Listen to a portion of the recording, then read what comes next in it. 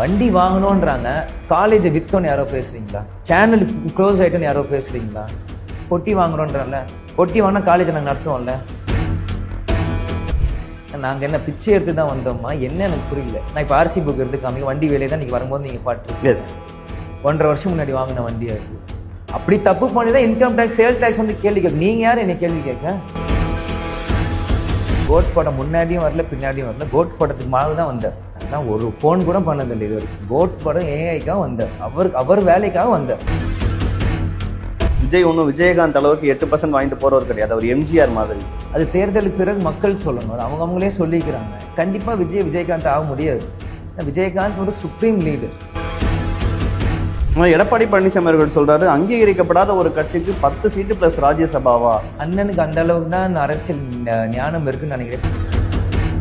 எனக்குன்னு ஒரு செல்வாக்கு இருக்கு, கேப்டன் மகன் ஒரு பேர் இருக்கு. நானும் வேலை பார்த்துருக்கேன். நானும் சும்மா ஏசி காரில் உட்காந்து டாட்டா காமிச்சு போனேன். நானும் ஒரு நாளைக்கு 80 கிராமங்களில் போயிருக்கேன், உழைச்சிருக்கேன். விஜயகாந்த் அவர்களின் ஆன்மா மன்னிக்காது. 11 எம்எல்ஏ இழுத்தது யாரு? 2011 திமுக, ஏடிஎம்கே தானே.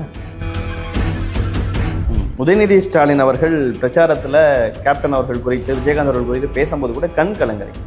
நான் இப்போ ரீசெண்டாக நான் கண்ட்ரோல் பண்ணிட்டேன் ரொம்ப. ஏன்னா அது வந்து அப்படியே ஒரு கேள்விக்குறி ஆரம்பிச்சு. அது அழுகிறாரு எமோஷனலா ஓட்டுக்காக பண்றாருன்னா சில பேர் பேசுறாங்க. 2024 ஃபர்ஸ்ட் குரு பூஜை கூப்பிட போகிறோம். அதே பாசத்தை நான் பார்த்தேன். இப்பயும் நான் அதே பார்க்குறேன். அது என்னன்னு எனக்கு தெரியல. தம்பி அந்த பாட்டு தெரியும்ல? எனக்கு தெரியும். வண்டியில் ஏறினதுக்கப்புறம் அமரப்பண்ணி என்கிட்ட எல்லாமே எனக்கு சார் தெரியும் சார், தெரியும் சார். துளசி கூட வாசம் மாறினால் மாறும், இந்த தவசி புள்ள வார்த்தை மாற மாட்டான். சொன்னது தான்.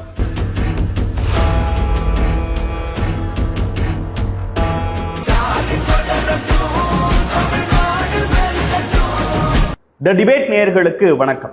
சிறப்பு நேர்காணலில் இன்று நாம் சந்திக்க இருப்பது தேமுதிகவின் இளைஞரணி செயலாளர், விருதுநகர் தொகுதியின் திமுக கூட்டணி வேட்பாளர் திருமிகு விஜயபிரபாகரன் அவர்களைத்தான். சார் வணக்கம்.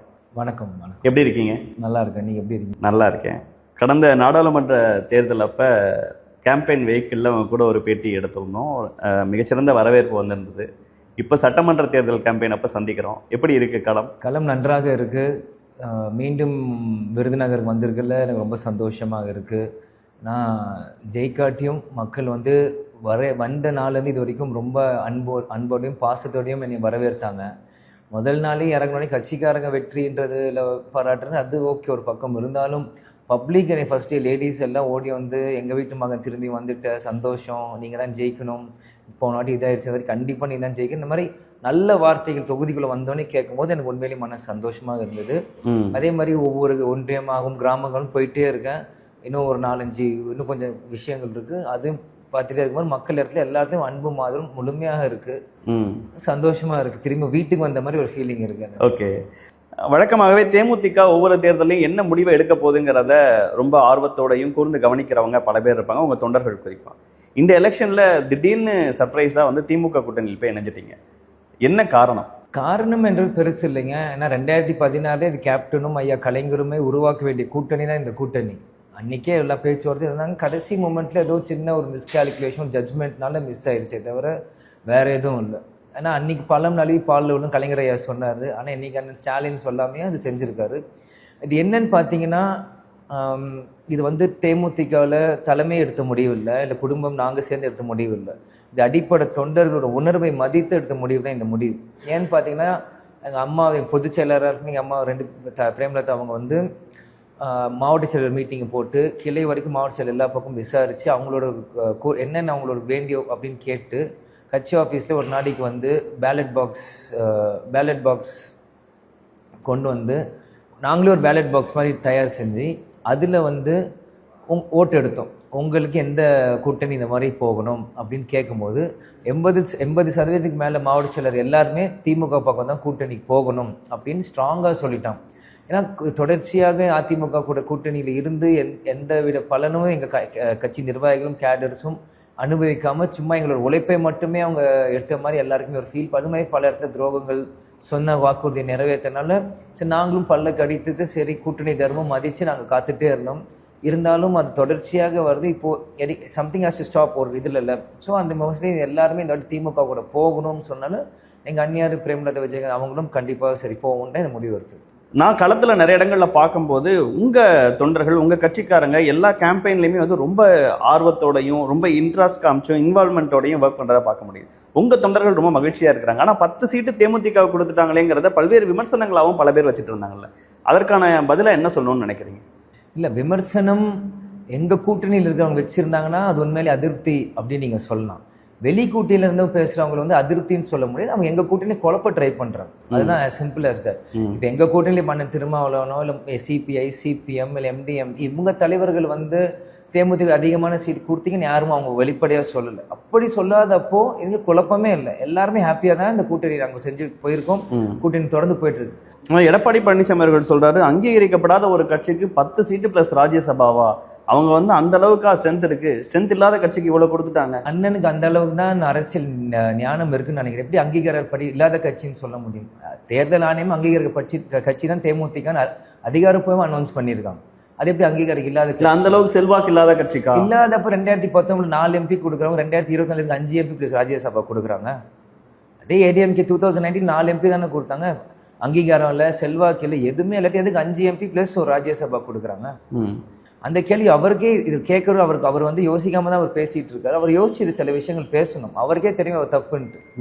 அந்த கூட்டணி தர்மத்தை மதிச்சா அந்த கூட்டணியில கொஞ்சம் நெருக்கி வந்தது நான் எங்க விருதுநகர் தொகுதி மட்டும்தான். அந்த கூட்டணியில தர்மபுரி விருதுநகர் 2 இடம் வந்தது. கம்பேரிட்டிவ்லி ரொம்ப கம்மி, 4000 ஓட்டு தான். அதுதான் சொல்றேன். அதோட 20,000 ஓட்டு லீடிங்ல தான் நான் இருக்கேன். தர்மபுரி கம்பேர் பண்ணாலும் குறைவாக நான் தான் க்ளோஸா வந்தேன். வந்தும் அதே அவ்வளோ க்ளோஸாக வந்தும் எங்களுக்கு அந்த கரெக்டான அங்கீகாரம் இல்லை, எங்களுக்கு பெரிய சப்போர்ட் இல்லை. அந்த கூட்டணி இல்லாதப்போ எல்லாருமே வெக்ஸ் ஆகிறாங்க. அந்த உங்களுக்காக ரொம்ப இன்வால்வ்டாக தானே ராஜேந்திர பாலாஜி அவர்கள்லாம் வேலை பார்த்தாங்க.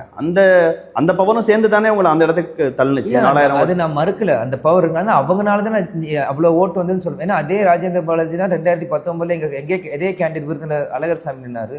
அவர் 1.5 லட்சம் ஓட்டில் அவுட் ஆகிறாருல்ல.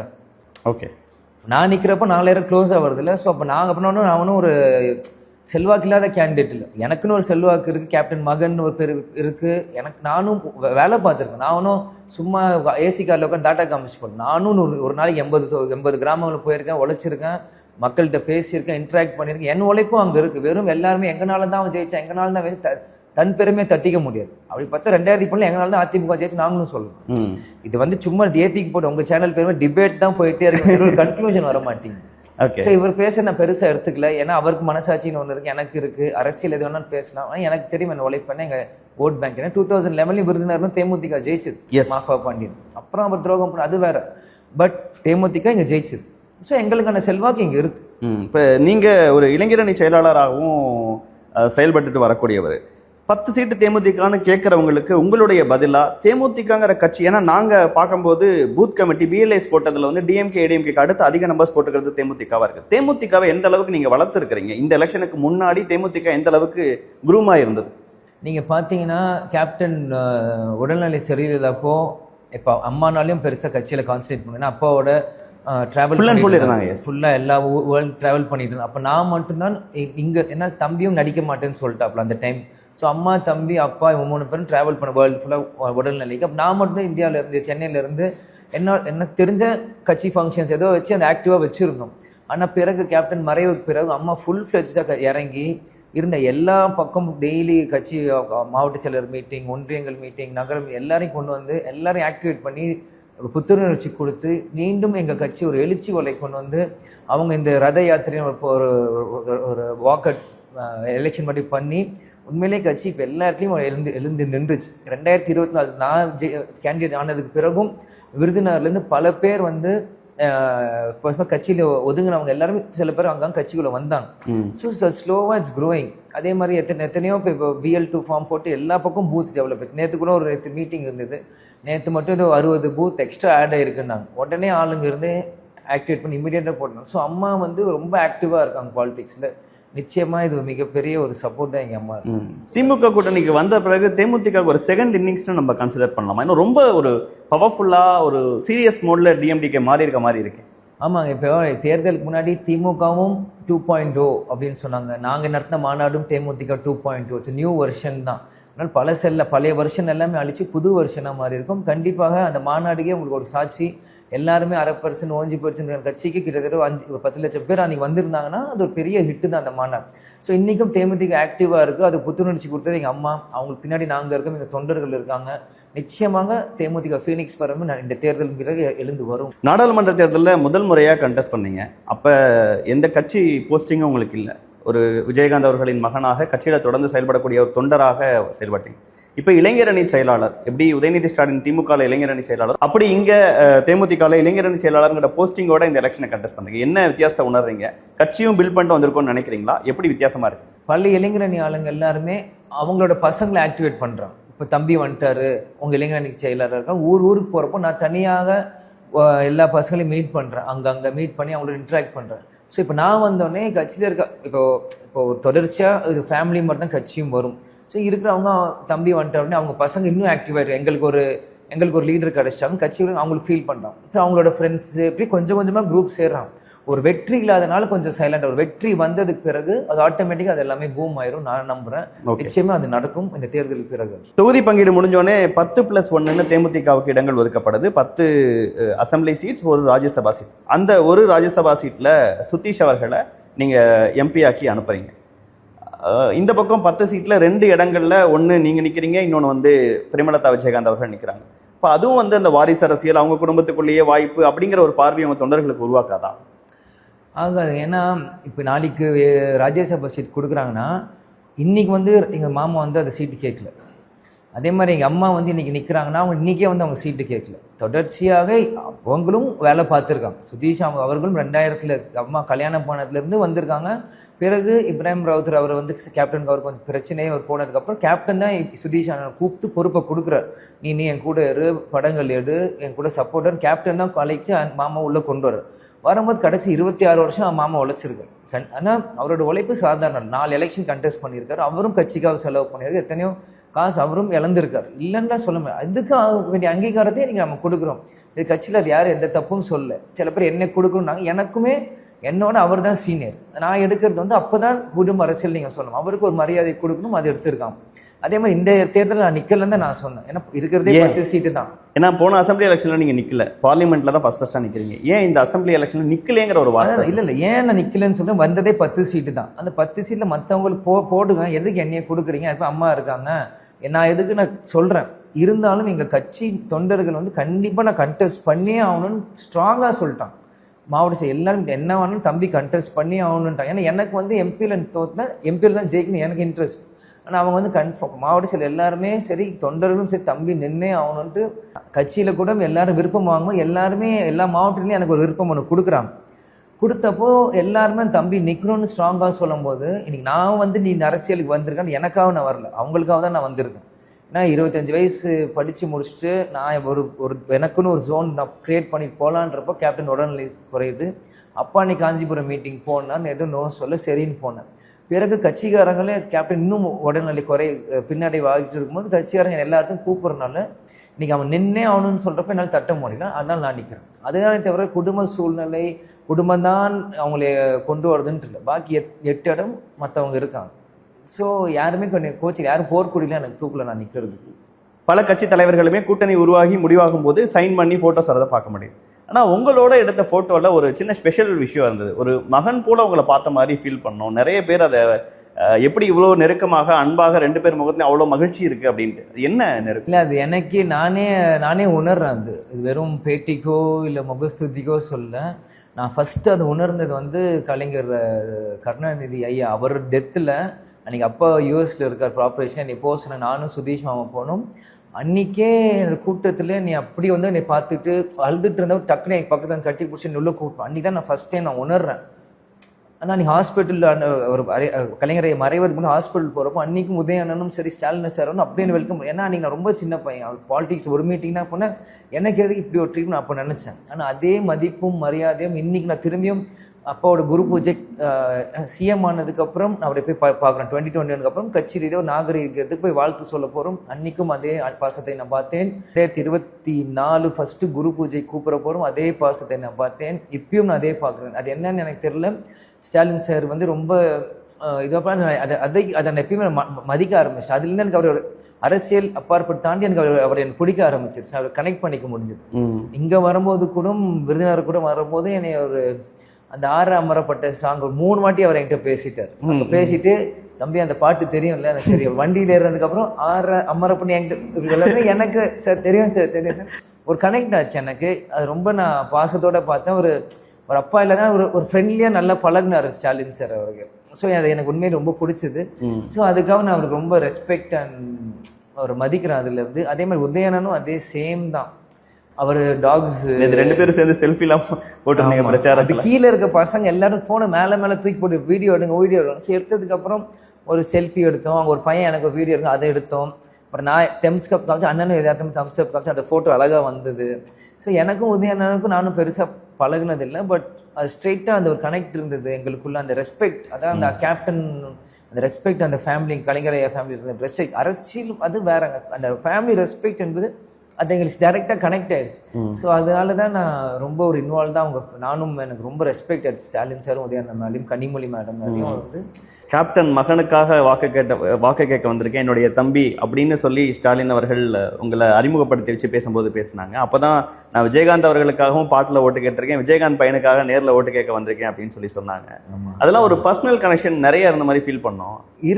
இருந்ததுனால தான் வெளிப்படையாக சொல்கிறாரு. கண்டிப்பாக அந்த பர்சனல் கனெக்ட் இருக்குது. நானுமே இப்போ சமீபமாக இருக்க லீடர்ஸில் இப்போ பாஸ்டில் இருந்த லீடர்ஸை நான் அதிகமாக ஒரு லீடர் மடியில் குழந்தையாக உட்காருனா கலைஞரையா தான். ஏன்னா கேப்டன் எப்பயுமே அந்த அவர் கல்யாண நாளோ பிறந்த நாளையும் எங்களை தூக்கிட்டு போயிடுவார் ஃபேமிலியோட.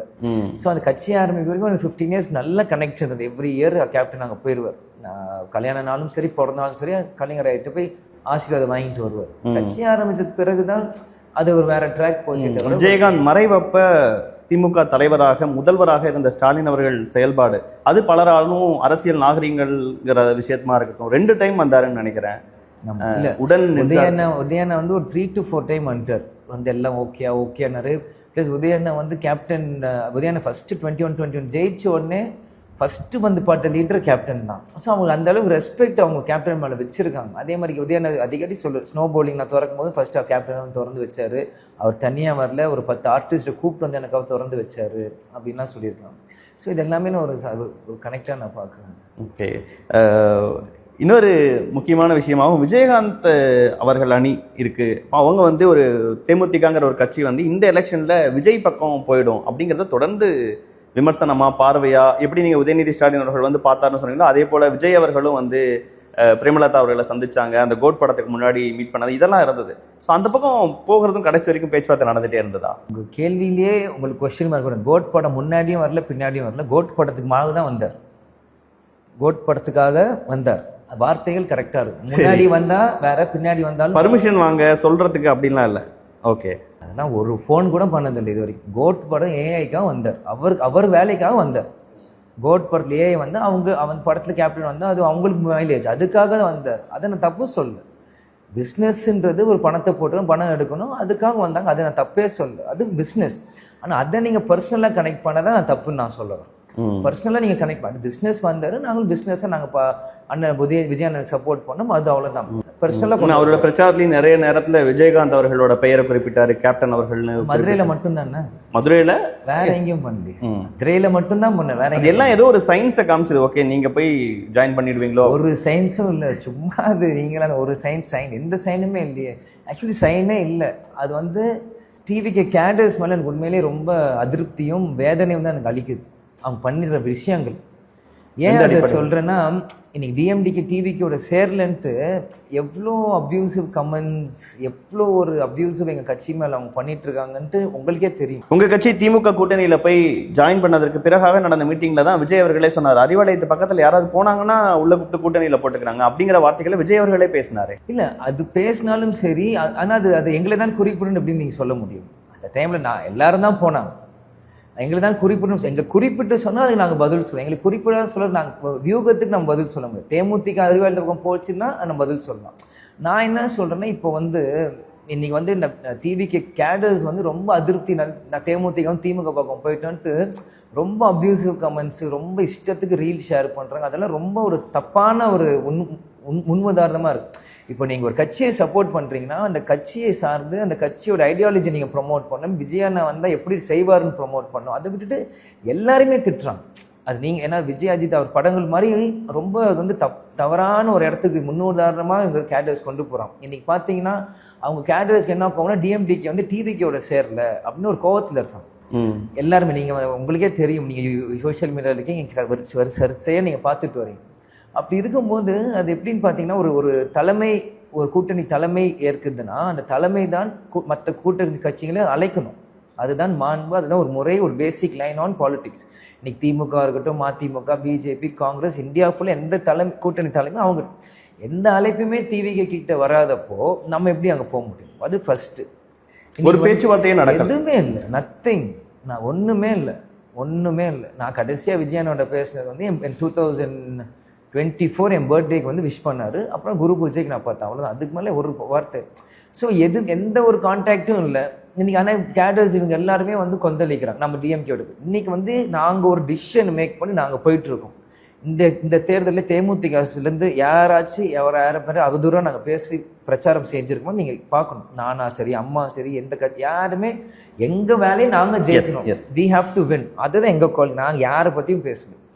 விஜய் என்ன பேசினாருன்னு நீங்கள் சொல்கிறீங்க, அதே மாதிரி எடப்பாடி ஐயா பேசுகிறார். நாங்கள் ஒரு டிசிஷனை மேக் பண்ணி நாங்கள் போயிட்டுருக்கோம்.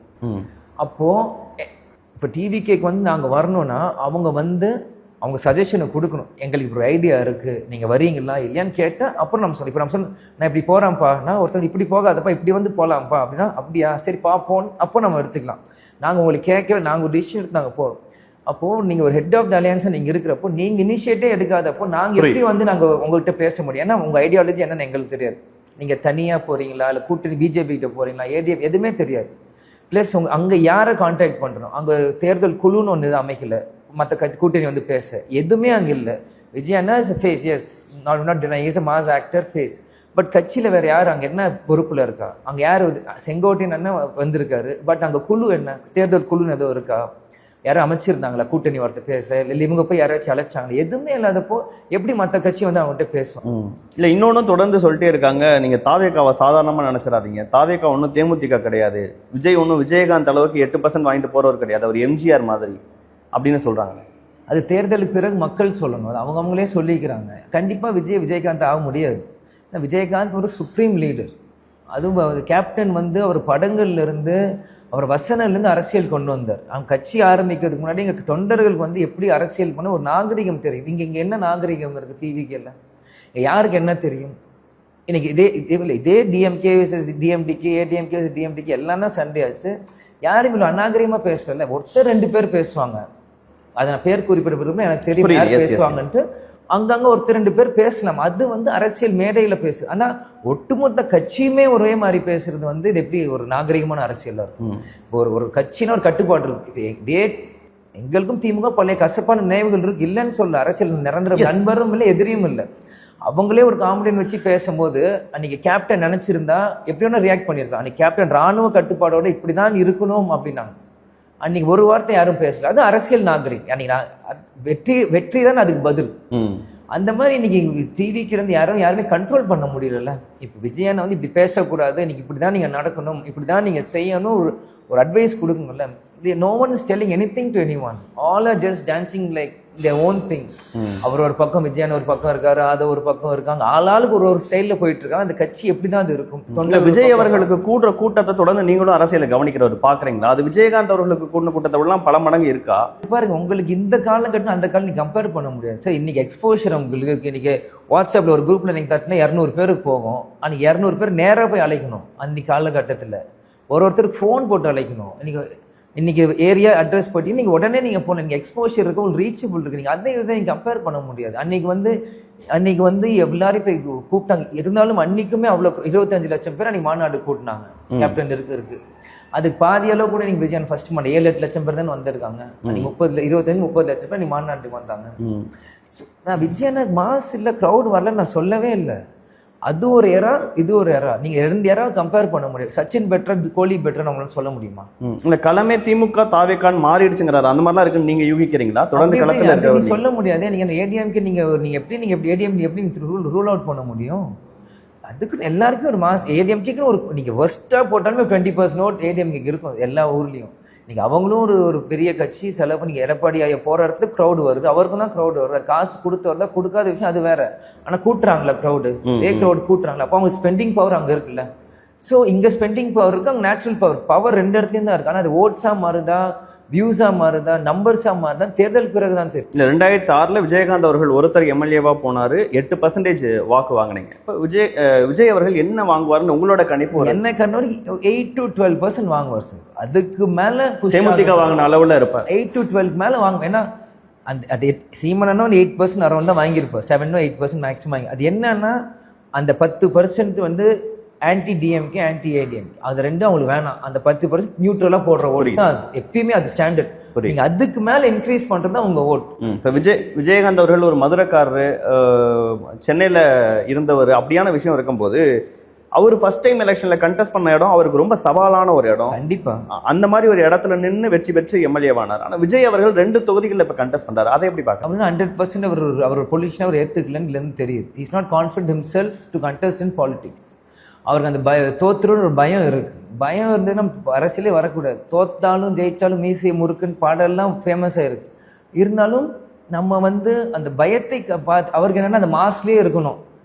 எப்படியா ஒரு எம்எல்ஏட்டா அந்த மாஸ் தக்க வச்சுட்டேன். ஒருவேளை தோத்துட்டாங்கன்னா அப்படி நான் திரும்பி படம் நடிக்க போகிறேன், அது இது திருப்பி அப்படி தான் அந்த மாஸ் ஏற்ற முடியும்.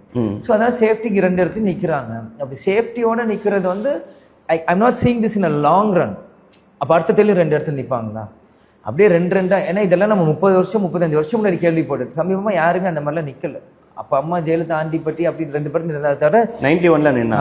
அதுக்கு மேலே இப்போ நம்ம பெருசாக அந்த கனெக்ட் யாரும் பண்ணல. இந்த லீடர்ஸுமே அப்புறம் நெக்ஸ்ட் பண்ணலை. ஸோ இது வந்து ரொம்ப புதுசாக அதை அவங்க ட்ரை பண்ணுறாங்க. அது மக்கள் ஆதரிக்கிறாங்க இல்லைன்னு தேர்தல் பிறகு தான் தெரியும். ஓகே, டிஎம்டிகேவோட டெசிஷன்ஸை டிஎம்டிகேவை சுற்றி பல்வேறு விமர்சனங்களை தொடர்ந்து வைக்கிறாங்க. இப்போது 10 சீட்டு வாங்கும்போது இவ்வளோ சீட்டான ஒரு விமர்சனம். அதற்கு பிறகாக கூட்டணி வச்சதற்கு பிறகாக நீங்கள் ஒரு கோயிலுக்கு போகிறீங்க ஒரு காரில், கேப்டன் அவர்களின் வீடுங்கும் போது அது எவ்வளோ அவர் சினிமாவில் சம்பாரிச்சாருங்கிற விஷயங்கள்லாம் தெரியும். ஆனால் காருக்கு முன்னாடி எடுத்த ஃபோட்டோவை போட்டு பெட்டி வாங்கினது கார் பின்னாடி இருக்குது பார்த்தீங்களாங்கிற விமர்சனம், இதெல்லாம் எப்படி பார்க்குறீங்க? அதைத்தான் எனக்குமே புரியல.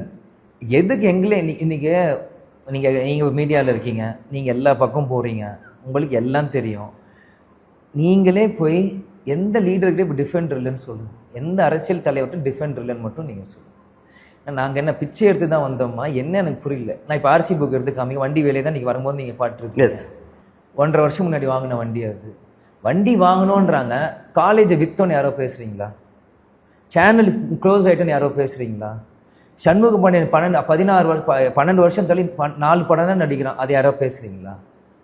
இதை யாருமே பேச மாட்டீங்க. வீழ்ச்சி ஆனது எல்லாமே ஏதோ ஒரு வண்டி வாங்கினது மட்டும் ஏதோ பேசுகிறீங்க. ஏன் விஜயகாந்த் காலேஜை விற்றார்? பொட்டி வாங்குறோன்றல. பொட்டி வாங்கினா காலேஜில் நாங்கள் நடத்துவோம்ல. பொட்டி வாங்குறேன்றல. பொட்டி வாங்கினா ஷம்மு 12 வருஷத்தில் 4 படம். ஏன் நான் வந்து பெரிய படங்கள் என்ன எடுக்க முடியாதா?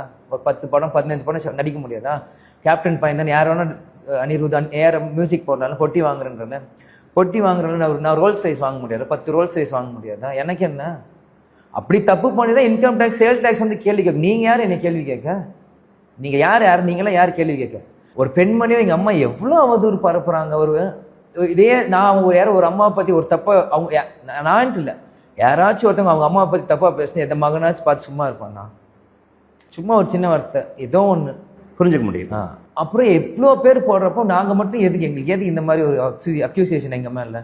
வண்டி வாங்கினா தப்பு, எது போட்டாலும் ஒரு தப்புன்னா இதை தான் சொல்கிறேன். தேமுதிக சொல்கிறேன். இது டிவிக்கு கேட்டர்ஸ் வந்து தப்பான இடத்துக்கு கொண்டு போயிட்டு இருக்காங்க. ஒன்றுமே இல்லாத வந்து பூம் பண்ணுறாங்க. எதுக்கு அப்படி நாங்கள் வந்து தப்புன்னு நீங்கள் சொல்கிறீங்கன்னா எங்களை கேட்க நீ போய் உங்கள் தலைமையை கேள்வி. எதுக்கு தேமுதிக நீ கூட்டணி சேர்க்க அங்கே கேள்வி, எதுக்கு எங்கே கேட்குறீங்கன்னு தான் நான் கேட்குறேன். தேமுதிக வந்து ஏடிஎம்கேவோட ஸ்லீப்பர் செல்ல எவ்வளோ தைரியமிக்க பெண்மணியாக உண்மையை பேசியிருக்காங்க. ஸ்டாலின் அண்ணன் மேலே என்ன குறை சொல்ல முடியும்? போதைப் பொருள் நடமாட்டம்னு ஒன்று சொல்ல முடியும், பெண்களுக்கு பாதுகாப்பு இல்லைன்னு ஒன்று சொல்ல முடியும், வேற என்ன சொல்ல முடியும் அப்படின்னு கேட்டிருக்காங்கன்னா அவங்களே அவங்க மேடையிலேயே சொல்கிறாங்களே. 15 வருஷம் ஏடிஎம்கேக்கு நாங்கள் உழைச்சிருக்கோம். நாங்கள் என்ன ஸ்லீப்பர் செல்? எவ்வளோ வருஷம் நீங்கள் எங்கள் அம்மா போன தேர்தலில் 40 தொகுதியுமே ஏடிஎம்கேவும் சுற்றி இருக்காங்க. என்ன ஸ்லீப்பர் செல்லு? ஒரு ஸ்லீப்பர் செல்லும் இல்லை. ஏடிஎம்கே தான் பிஜேபியோட ஸ்லீப்பர் செல்லை ஆயிட்டு இருக்கு. நாங்கள் தெளிவாக இருக்கோம். எங்கள் மேலே வெறும் பொய்யான அக்யூசியேஷன் தான் வைக்கிறாங்க. அப்படி ஏதாச்சும் உண்மையா இருந்துச்சுன்னா ப்ரூவ் பண்ணுங்க. அதிமுக யூஸ் பண்ணிட்டாங்கன்னு நினைக்கிறீங்களா? யூஸ் நினைக்கல, பண்ணிட்டாங்க. அதான உண்மை.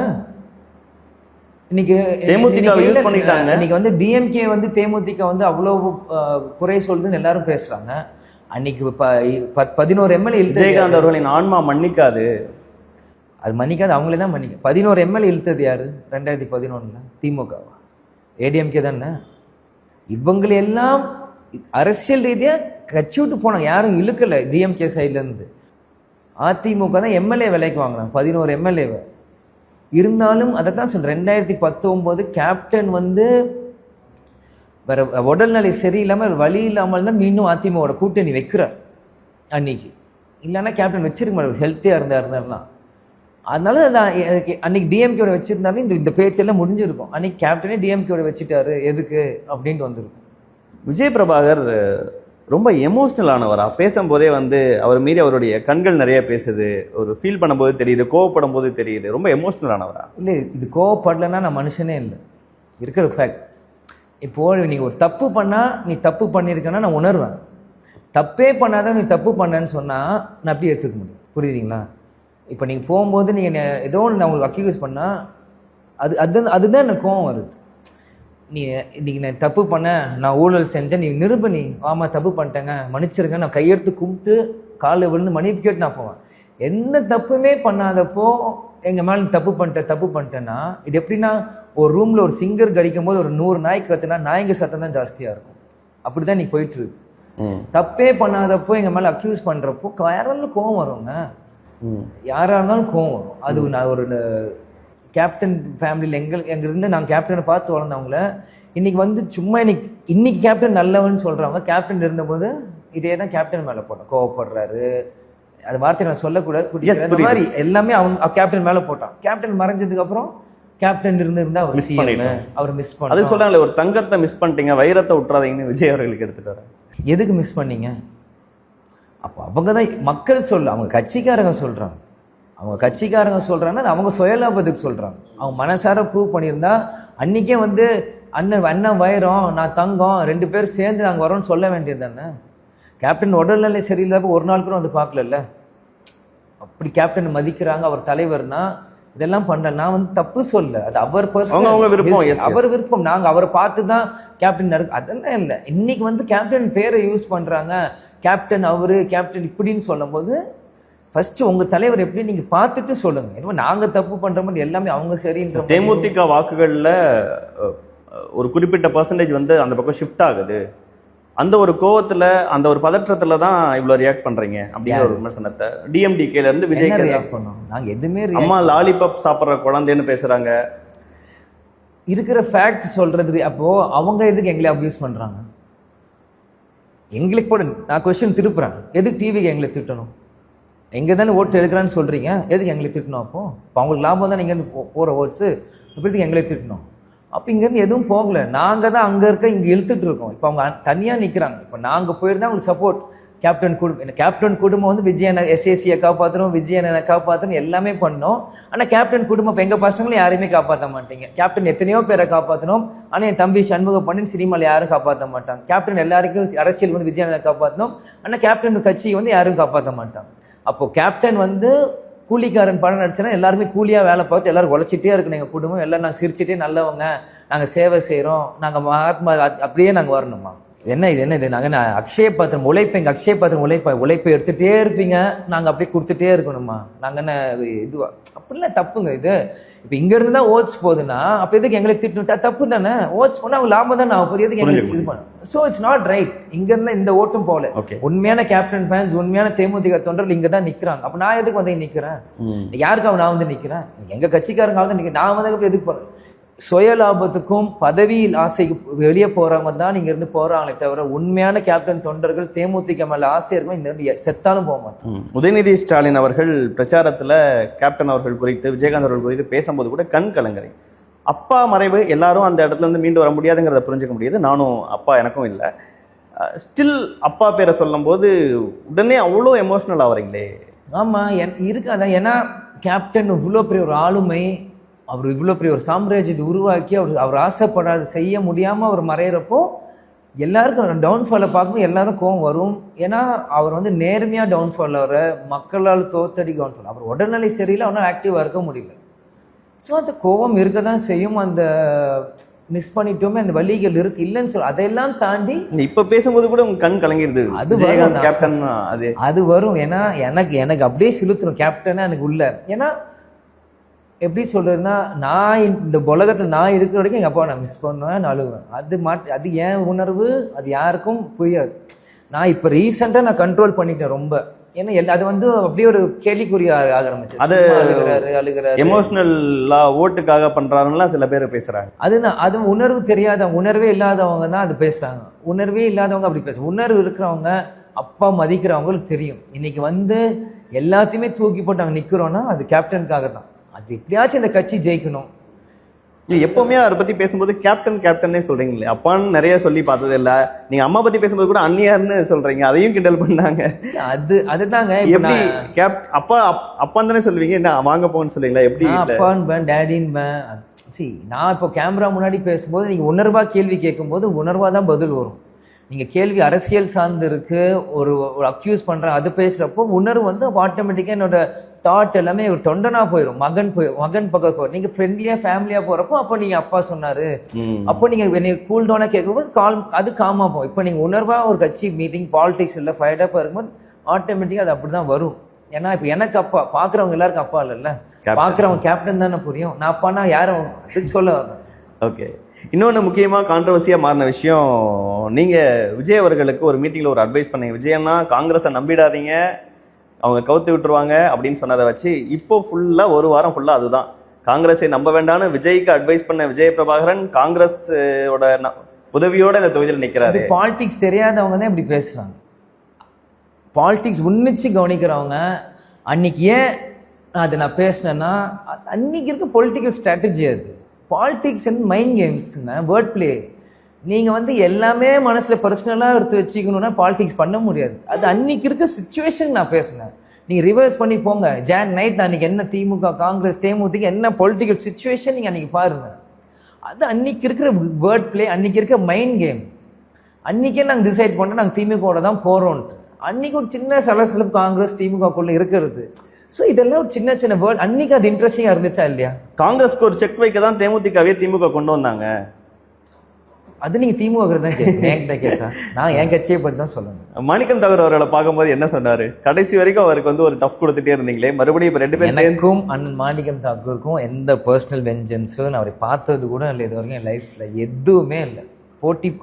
போட்டி போடுறோம், அனௌன்ஸ் பண்ணுறாங்க, எங்கள் ஏடிஎம்கே சார்பாக நான் நிற்கிறேன், திமுக சார்பாக அவருக்கு அனௌன்ஸ் பண்ணுறாங்க. அது போன எலெக்ஷனில் இவர் தான் நான் ஃபஸ்ட்டு அவரை பார்க்கும்போது கேப்டன் மறைவப்போ இங்கே மதுரையில் கேப்டன் மணிமண்டபம் கட்டணும்னு ஒருத்தரை பார்த்தேன். அந்த ஞாபகம் வச்சு இவர் தான் அவர் நான் கனெக்ட் பண்ணிட்டேன்.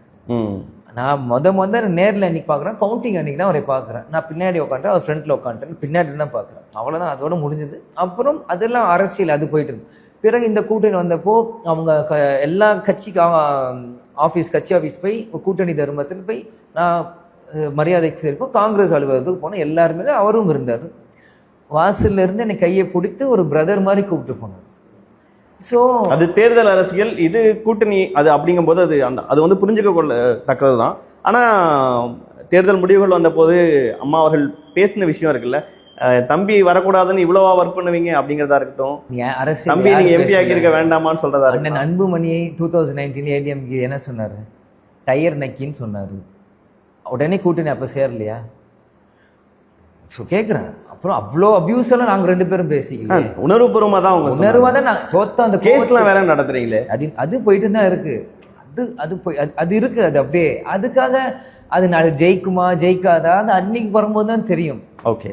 ஸோ இதெல்லாம் தான் எதிர்க்கட்சிகள் விமர்சனமா வைக்கிறாங்க. வேற என்ன இருக்கு விமர்சனம் பண்ண? வேற ஊருக்காரரு இங்க வந்து காங்கிரஸ்க்கு அவங்களுக்கு எதிர்கட்சிக்காரர் எந்த ஊருக்காரரு? ஏடிஎம்க்கு எந்த ஊருக்காரரு? அவரும் இந்த ஊர் இல்லை. அப்புறம் இந்த லைன் அப்படி தாண்டினாலே ஊருக்குன்னு ஒரு எல்லை இருக்குல்ல, ஊர் எல்லையில் ஆள் காவலுக்கு போடுறாங்க. அந்த பக்கம் அந்த ஊர் இந்தியா பாகிஸ்தான் பார்டர், அந்த பார்டர் தானே வேற ஊர் தானே. அவர் பூர்வீகம் விருதுநகரா, ஆனால் எனக்கு பூர்வீகம் விருதுநகர். அப்புறம் எப்படி நான் இந்த ஊருக்காரன், நான் எப்படி நான் இந்த ஊருக்காரன் இல்லைன்னு சொல்ல முடியும்? எல்லாருமே விருதுநகரில் பிறந்தவங்க விருதுநகர்லேயே இருக்காங்களா, தொழிலுக்கு வெளியூர் போகிறாங்களே. அந்த மாதிரி எங்கள் தாத்தா இங்கே பிறந்தார், கேப்டன் இங்கே பிறந்தாங்க, இங்கேருந்து மதுரைக்கு போனாங்க தொழிலுக்கு. மதுரையிலேருந்து சென்னைக்கு வந்தாங்க. நான் சென்னையில் பிறந்து மதுரைக்கு வந்து திரும்பி விருதுநகருக்கு வந்துட்டேன். அவ்வளோதான். நாங்கள் இங்கே பிறந்தோம் இருந்தால் இங்கே ஓகே. எங்கள் பூர்வீகத்தை நம்ம அண்ணன் கணேசன் அதிமுக கேண்டிடேட் வந்து அவர் ஒன்றும் இங்கே பூர்வீகம், அவர் சிவகாசியிலேருந்து இங்கே வந்திருக்காரு. கிலோமீட்டர்னா குறைவு. ஆனால் அவர் மண்ணின் மைந்தன்னு சொல்ல முடியுமா? என்னாலும் சொல்ல முடியும். ஏன்னா எங்கள் தாத்தா பிறந்தவர் இந்த விருதுநகர் மாவட்டம், நான் இங்கே தான் இருப்பேன். அதனால நான் இந்த ஊர் இப்போ நீங்கள் எங்கேருந்து இன்டர்வியூ பண்ணுறீங்க? என்ன விருதுநகரில் பண்ணுறீங்க. பண்ணுறப்போ எந்த இடம் இது? ஹோட்டலா, ஒரு ரூமா, வீடு தான்? இந்த வீடை 1 வருஷத்துக்கு நான் ரெண்ட்டுக்கு எடுத்திருக்கேன். இதே வீட்டில் நான் தங்க போகிறேன். நாட்கள் வேறு வீட்டுக்கு மாறல. நான் ஒரு பிளான்டோட நான் வந்துட்டேன் விருதுநகருக்கு வரேன். ஸோ என்ன கனெக்ஷன் விருதுநகருக்கும் இருக்கும்? அந்த தாத்தா கனெக்ஷனா இல்லை ஏன் மறுபடியும் நீங்கள் இங்கே கண்டஸ்ட் பண்ணுங்க? எங்கள் சொந்தக்காரங்க ஃபுல்லாக விருதுநகர் சுற்றி இருக்காங்க. அப்பாவோட சொந்தம் எல்லாருமே இருக்காங்க. எனக்கு ஒரு எத்தனையோ குடும்பம் இங்கே இருக்குது. நான் போகிறவங்களாம் நான் தூரத்து சொந்தம், அத்தை, மாமான்னு போகிற கிராமம் எல்லாரும் சொல்கிறாங்க. ப்ளஸ் தாத்தாவோட சொந்த ஒரு இது கனெக்ட் இருக்குது. அதே மாதிரி பார்த்தீங்கன்னா போன தேர்தலில் வந்து நான் வந்து நல்லா பெர்ஃபார்ம் பண்ணேன். 2011 நாங்கள் இங்கே ஜெயிச்சிருக்கோம். எங்களுக்கு ஓட்டு செல்வாக்கு இருக்குது. ஸோ இதெல்லாமே பார்த்து வச்சு தான் வந்திருக்கோம். ப்ளஸ் திமுகவும் இது மாதிரி விருதுநகர் விஜயபிரபர் போட்டின்னு அவங்களும் ஸ்ட்ராங்காக சொல்லியிருக்காங்க அவங்க சைடில் இருந்து. ஸோ எல்லாம் அவங்க சொல்கிறப்போ எல்லா சைடு கனெக்ட் ஆகிறப்போ நான் வந்து இங்கே நிற்கிறேன். எனக்கும் பழக்கமான ஒரு பரிச்சயமான ஒரு. ஏன்னா போன வாட்டி எம்பி எலெக்ஷன் மேக்ஸிமம் விருதுநகர்லேருந்து 6 சட்டமன்றத்துக்கு போனேன். ஸோ எனக்கும் ஓரளவு ரூட் எல்லாமே இங்கே தெரியும், என்ன கடைகள் ஓரளவுக்கு தெரியும், இங்கே என்ன பிரச்சனை எல்லாமே தெரியும். அதனால எனக்கு உடன் இருந்தே நீங்கள் பார்த்துருப்பீங்க. ராஜேந்திர பாலாஜி அவர்களின் ஸ்ட்ராட்டஜி எல்லாம் பார்த்துருப்பீங்க. இப்போ எதிரில் அவர் உங்களுக்கு எதிராக வேலை பார்ப்பாரு. அவர் இந்த ஏரியாவோட ஒரு முக்கியமான ஒரு மனிதர், அவருடைய கட்சிக்கான வேலைகளை பார்க்குறவர், வெற்றி பெற்றிட முடியும். நம்ம தேர்தல் அவரே தோத்துட்டாரு. தேர்தல் அவரே தோத்துட்டார்ல, அப்புறம் என்ன நம்ம அதோட முடிஞ்சது. அதுக்கு மேலே பேசுறது ஏன்னா அண்ணன் மேலே மரியாதை வச்சுருக்கேன்.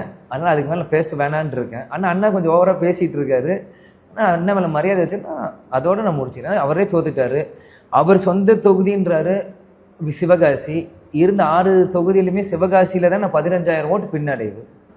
அதிமுக ஸ்ட்ராங்னா சிவகாசிலாம் 15,000 ஓட்ஸ். மீது எல்லாமே நான் லீடிங். விருதுநகரில் கூட 1000 ஓட்டில் தான் நான் பின்னடைவு. இது எல்லா பக்கம் நான் லீடிங். 15,000 ஓட்ஸ் அவர்னால தான் பின்னடைவாச்சு சிவகாசியில். ஏன்னா அவர் என் கூடயே கேம்பெயின் வந்தார். அவர் வரலன்னா கூட நான் அந்த ஓட்டு வாங்கியிருப்பேன். அவர் என் கூடயே ஏறி அவர் செல்வாக்கு உயரத்துக்கு என் கூடயே சுற்றி ஏன் வாக்கு வேஸ்ட்டாக போச்சு. இல்லை நான் அங்கே 15,000 நான் தூக்கிட்டு வந்துருக்கேன். என்ன புதுசாக சொல்கிறீங்க? அவரால் உங்கள் ஓட்ட போச்சு இருக்கிறது தான் சொல்ல முடியும். அவர் கெட்ட பேர். அதனால தான் அவர் ராஜபாளையத்தை போய் நிற்கிறார். போன தேர்தல் அங்கேயும் தோக்கடிச்சிட்டாங்க. பேர்னாலேருந்து இங்கே நிற்க வேண்டியதானே சிவகாசிலேயே. பேர்னாலேருந்து ராஜபாளையத்துக்கு போகிறாரு. இவர் கூட நான் பிரச்சாரம் செஞ்சு சிவகாசி போல அவர் என் கூட இருக்காரு. இப்போ 2 பேரும் கை கூலின்னு போய் ஒன்றாயிட்டாங்க போலன்ற மாதிரி ஏன் இது போயிடுச்சு. அவர் இல்லாத ஊரில் நல்ல ஓட்டு வாங்குறானே. அருப்புக்கோட்டையில் லீடிங், விருதுநகரில் leading, Sattur, Thiruparankundram leading, Thirumangalam leading. எல்லா ஊர்லேயும் சிவகாசி அவருக்கு கூடயே சுற்றின 15,000 பேக் ஃபயர் ஆயிடுச்சு. கூட்டணி ஆட்சி பற்றின நிலைப்பாடு என்ன? ஏன்னா எம்எல்ஏவா உள்ளே போவீங்க, அதெல்லாம் பயங்கர கான்ஃபிடென்ட்டாக பேசுகிறீங்க. ஆட்சி வரும் பட்சத்தில் அமைச்சராலாம் ஆகணும்னு ஆசை இருக்கா? எனக்கு இப்பயும் சொல்கிறேன், எனக்கு எந்த ஆசைக்கும் எதிர்பார்ப்புக்கும் இடம் கொடுக்காத விஜய் பிரபாகர். எனக்கு எந்த ஆசையுமே இல்லை. எனக்கு என் கட்சி ஜெயிக்கணும், என் தொண்டர்கள் சந்தோஷமாக இருக்கணும், அவ்வளோதான். நீ எம்எல்ஏ ஆகும், எம்பி ஆகும், அதெல்லாம் எனக்குலாம் ஒன்றும் இல்லை. It's a work, it's a 5 year work, அவ்வளோதான். அந்த வேலையை இருந்தால் கரெக்டாக நான் செஞ்சுட்டு வந்தேன், அவ்வளோதான். அது லைஃப் டைம் எனக்கு என்னென்னா என் கட்சி, என் தொண்டர்கள் தான். அதுதான் எனக்கு. இதெல்லாம் 5 வருஷம் ஜெயிப்போம், 5 வருஷம் தோப்போம், அது மேலே நீங்கள் கான்சென்ட்ரேட் இன்ட்ரெஸ்ட் போயிடுச்சுன்னா உங்கள் தாட்ஸ் வேறு மாதிரி போயிடும், மற்ற பொலிட்டீஷியன் மாதிரி போயிடும். அந்த சீட் அடையணும், அதுக்காக உங்கள் கெட்ட ஒரு மாதிரி அது வந்து நம்ம ரொம்ப ரெஸ்பெக்ட் பண்ணோம்னா அது நம்ம மேலே ஏறி உட்காரும். ஓகே, கொள்கை கூட்டணின்னு திமுக சொல்லிட்டு இருந்தாங்க. கடைசி வரைக்கும் பாஜக அதிமுகவோட பேசிக்கிட்டு இருந்தவங்க இந்த பக்கம் வந்துட்டாங்க. இப்பயுமே வந்து ஏதாவது ஒரு பிரச்சனைனா திமுக கூட்டணிலேருந்து தேமுதிக தான் ஃபர்ஸ்ட் விலகும் அப்படிங்கிறத உங்களுக்கு எதிராக பேசிக்கிட்டே இன்னைக்கு பார்த்தீங்கன்னா பிஜேபியோட இருந்ததோட இல்லாத வருஷம் தான் ஜாஸ்தி. 2014 to 19 வரைக்கும் தான் தேமுதிக பிஜேபியோட கூட்டணி இருந்தது. 19 to 26 கூட்டணி இல்லை. ஸோ 7 இயர்ஸ் நாங்கள் இல்லை பிஜேபியோட இருந்தது. 5 இயர்ஸ் தான். அதனால உடனே ஓடிடும் ஓடாது நிற்கும், இதுக்கெல்லாம் நான் பதில் சொல்ல முடியாது. எல்லாமே தேர்தல். அப்படி பார்த்தா திமுக பிஜேபி பாஸ்ட் கூட்டணி இருந்திருக்காங்க, அதிமுக பிஜேபி எல்லாரும் கூட்டணி இருந்திருக்காங்க.